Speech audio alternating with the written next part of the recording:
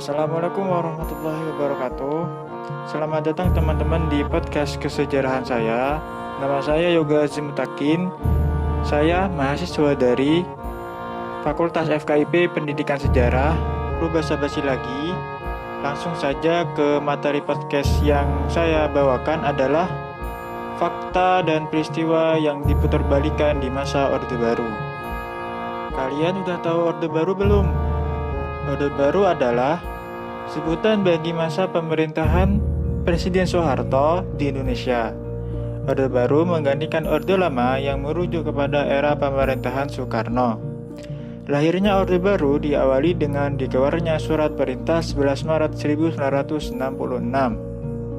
Orde Baru berlangsung dari tahun 1966 hingga 1998. Dalam jangka waktu tersebut, ekonomi Indonesia berkembang pesat. Meskipun hal ini terjadi bersamaan dengan praktik korupsi yang merajalela. Orde Baru lahir diterbitkan Surat Perintah 11 Maret atau dinamakan Super Semar pada tahun 1966 yang kemudian menjadi dasar legalitasnya. Kelahiran Super Semar terjadi dalam serangkaian peristiwa pada tanggal 11 Maret 1966. Saat itu, sidang Kabinet Dwikora yang disempurnakan yang dipimpin oleh Presiden Soekarno sedang berlangsung. Di tengah acara, ajudan Presiden melaporkan bahwa di sekitar istana terdapat pasukan yang tidak dikenal. Untuk menghindari hal-hal yang tidak diinginkan, Presiden Soekarno menyerahkan pimpinan sidang kepada Wakil Perdana Menteri, yaitu Dr. Johannes Laimena, dan berangkat menuju Istana Bogor. Didampingi oleh Waperdam 1, Dr. Subandrio, dan Waperdam 3, Khairul Saleh. Laimena sendiri menyusul Presiden segera setelah sidang berakhir. Setelah sah Presiden Indonesia di bawah tangan Soeharto, pada saat itu Orde Baru melemahkan pengaruh Soekarno dari rakyat Indonesia. Upaya ini dilakukan untuk melupakan peran Soekarno dari ingatan dan sejarah Indonesia. Kebijakan ini dilakukan pemerintah Orde Baru pasca lengsernya Soekarno dari kursi Presiden Indonesia pada tahun 1666. Apa sih hal-hal yang dilakukan Soeharto untuk melemahkan pengaruh Soekarno? Yang pertama adalah menjadikan Soekarno menjadi tahanan rumah. Karena Soeharto mengambil alih kekuasaan, ia langsung membunuh pengaruh Soekarno dan menjauhkannya dari rakyat dengan cara menjadikan Soekarno sebagai tahanan rumah. Padahal saat itu masih banyak rakyat yang mencintai Soekarno. Pada 1667, Soekarno dijadikan tahanan rumah di Soeharto yang merupakan rumah salah satu istrinya. Setelah Soekarno meninggal di Wisma Yaso, rumah itu dijadikan Museum Satria Mandala. Yang kedua adalah mengganti nama pemberian Soekarno. Langkah lain yang dilakukan Orde Baru yakni dengan mengganti nama-nama yang diberikan Soekarno pada suatu tempat dan bangunan. Contohnya, Stadion Gelora Bung Karno sempat diubah menjadi Stadion Utama Senayan pada masa Orde Baru. Yang ketiga adalah dijauhkan dari Pancasila. Di era Orde Baru, Soeharto tetap menjadikan Pancasila sebagai dasar negara. Namun, peran Soekarno dalam perumusan Pancasila dikurangi. Nugroho Noto Susanto, sejarawan resmi Orde Baru yang dekat dengan militer, mengajukan pendapat bahwa mencetuskan Pancasila adalah Muhammad Yamin, bukan Soekarno. Tanggal kelahiran Pancasila juga diubah oleh pemerintah Orde Baru. Pancasila versi pemerintah Orde Baru ini ditanamkan melalui program pedoman penghayatan dan pengalaman Pancasila atau P4. Selain untuk melemahkan pengaruh Soekarno, Soeharto juga menimbulkan peristiwa-peristiwa keji, yakni antara lain pembunuhan massal simpatisan PKI. Setelah berhasil menumpas kudeta 30 SPKI, Soeharto segera memulai kampanye untuk menghilangkan para lawan politiknya. pertama-tama ia harus membersihkan para komunis Indonesia atau PKI dengan pasukannya sendiri. Nyatanya, sasaran pembersihan itu tidak hanya anggota PKI, simpatisan, tertuduh PKI, dan siapapun yang dianggap mengancam kekuasaannya akan dimusnahkan pada saat itu juga. Selama lebih dari setahun, para intelektual dan etnis Tionghoa Indonesia terbunuh dalam peristiwa ini. Yang selanjutnya adalah diskriminasi terhadap masyarakat Papua. Pada saat Soeharto memerintah, ada keinginan dari Irian Barat untuk kembali memerdekakan diri. Setidaknya 85% dari masyarakat Papua ingin memisahkan diri dari Indonesia. Untuk menghadapi hal ini, Soeharto mulai kampanye berkelanjutan untuk menghancurkan mereka dari dalam. Yang selanjutnya adalah Petrus. Apa itu Petrus? Yaitu adalah pembunuhan misterius. Sebagian besar masyarakat Indonesia mungkin setuju jika Orde Baru sangat sukses dalam menekan kejahatan.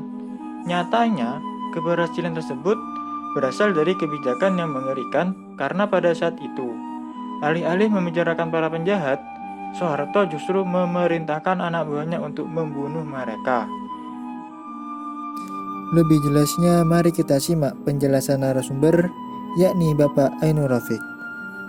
Orde Baru juga gitu, kita tidak berani pulang gitu, enggak.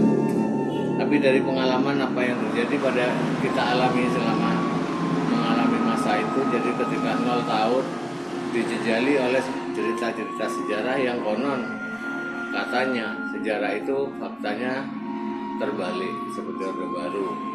Di situ kan seolah-olah membaguskan cerita tentang Orde Baru, menjelekkan cerita tentang Orde Lama.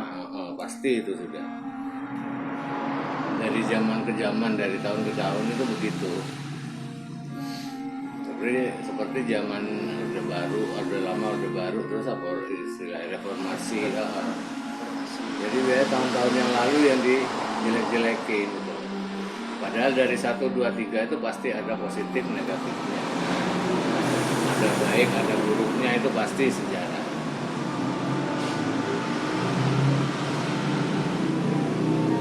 Film G30 SPKI itu, jadi waktu itu yang jadi sutradaranya Mendikbud Nugroho Nosto Susanto.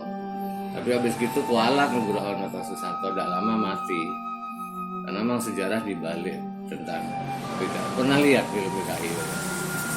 Jadi 30 September dulu ditayangkan, sehingga tidak hanya pelajar dan mahasiswa, tetapi masyarakat juga dijejali oleh seolah-olah kebenaran itu ada di Orde Baru. Orde Lama salah, padahal tidak begitu. Apalagi saya seorang Soekarnois, saya pecinta Soekarno. Bukan pembenci Soeharto, tidak. Tapi ngapain kok sejarah itu begitu? Indonesia ini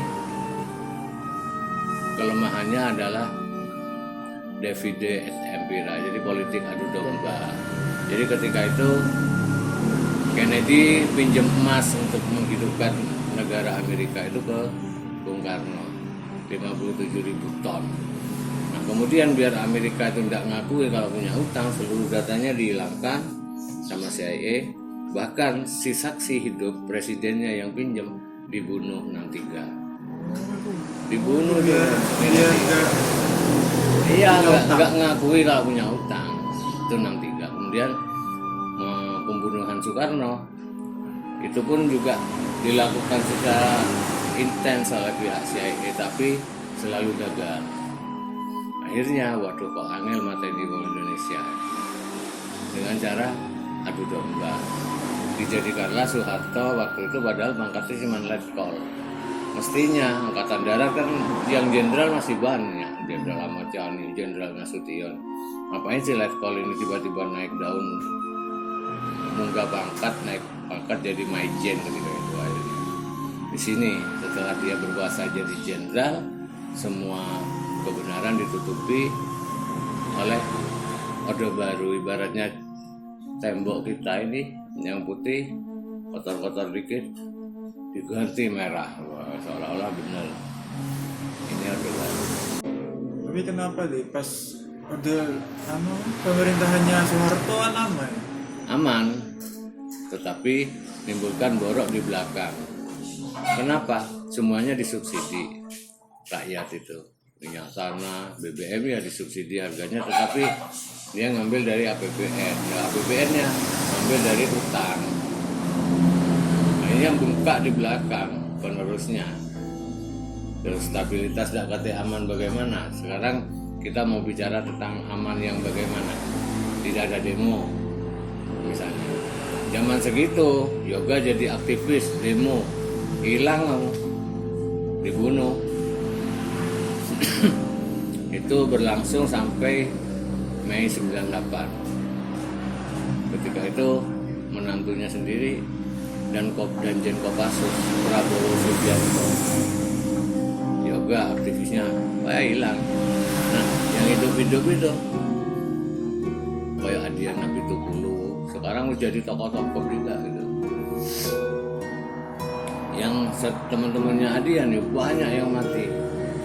Makanya ketika peringatan Mei 98 itu banyak ibu-ibu yang menangis, karangan bunga, bakar lilin.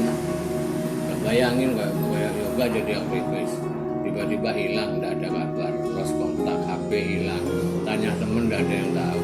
Nah, bahasa dulu itu diciduk gitu. Diciduk kan ibarat ikan banyak. Oh ini gede lilinnya diambil, lilinnya gede diambil. Diciduk zaman dulu. Makanya zaman dulu takut mahasiswa katanya teman-teman aktif, katanya teman-teman demo. Kenapa? Ya, takut hilang nyawanya, sehingga seolah-olah aman satu. Itu ada dua fungsi ABRI. ABRI itu berfungsi dua. Akhirnya setiap daerah dibentuk di bawah misalnya Pangdam, di bawah Pangdam ada Dandim, di bawah Dandim ada Danramil, atau di bawah Danramil masih ada tiap desa itu Babinsa, Bintara, Bimbingan Massa. Itu ujung tombaknya Soeharto ketika itu. Kalau misalnya Om Rafiq ini vokal ini melawan negara, itu Babinsa itu yang. Tapi nanti iya nggak, misalnya Babinsanya kenal ya, Babinsa lapor ke atasnya lagi. Gitu. Sehingga kelihatan aman di zaman Soeharto.